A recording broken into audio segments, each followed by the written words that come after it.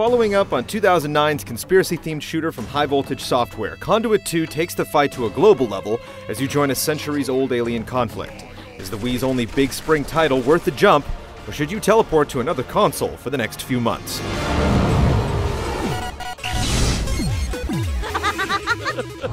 As long as Adams is still alive, he's a threat.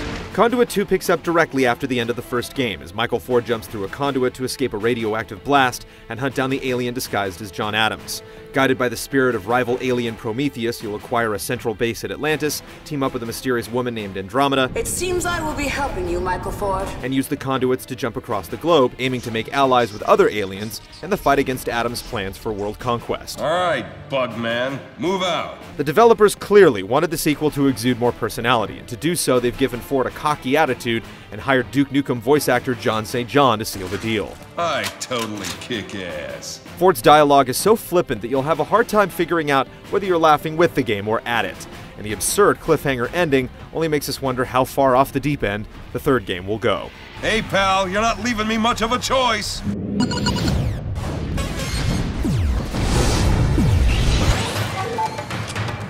Conduit 2's global setting lets the game branch out and offer more variety as you head to an Atlantic oil rig, go beneath the waves of Atlantis, and venture to China, Siberia, and back to the ruins of Washington, D.C.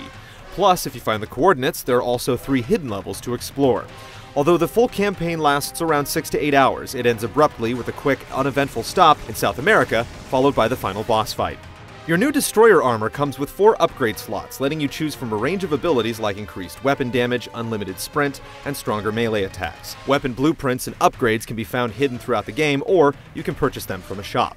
You earn credits by finding secrets, playing online, and earning achievements, giving added incentive to seek out these extras. Conduit 2 has a healthy range of multiplayer options, letting you play with 4 players via split screen or up to 12 online. Aside from deathmatch, there are VIP and bounty games that have you hunting down specific players, as well as objective-based modes that have teams fighting to hold possession of the all-seeing eye, and games of ball or capture the flag. ASE taken. You can also play basketball with the ASE, or participate in a Mario Kart-inspired balloon battle. But these aren't as fun as they might sound. There's also a split-screen co-op mode that tasks you with surviving waves of enemies while competing for randomly awarded coins. Despite all its features, Conduit 2 suffers from a huge flaw in its save system. The game autosaves your progress regularly, but there's no way to restart a level or access a prior checkpoint. If you make a mistake and the game saves at the wrong time, you can find yourself stuck down a hole with no choice but to restart from scratch. We highly recommend backing up your single-player progress.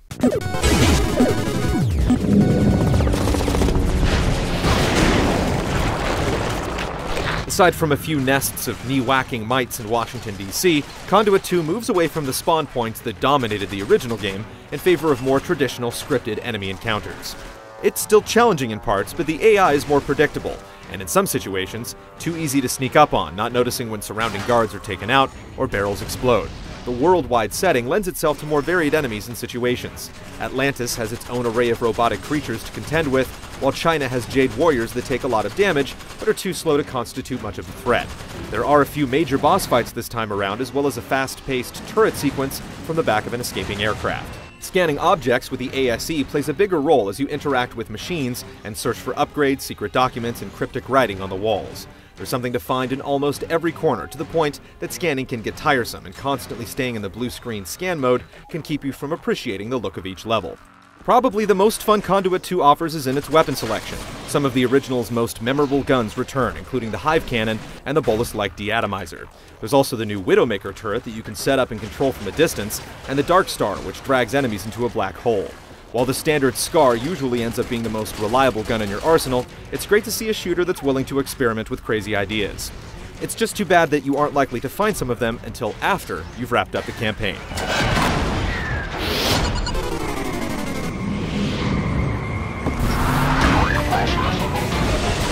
Conduit 2 revels in pushing tech in ways that most games don't bother with on the Wii, with much attention lavished on lighting and surface mapping. Even so, the game has its share of technical hitches with an inconsistent frame rate, weird bugs, and poor lip syncing. I don't have time for you or Prometheus's excuses. The increase in locations makes for a much wider palette for environmental artists to draw from, but characters still can't shake the generic feel, looking like budget toys you'd find at the grocery store. Try to live up to your name this time! Conduit 2's cheeky dialogue and creative weapons are amusing, and there are enough multiplayer options to keep you busy, although not likely for the whole of spring. Conduit 2 isn't the top of its class, but it's a fun B-movie experience nonetheless. Ah, well, no one ever said saving the world would be easy.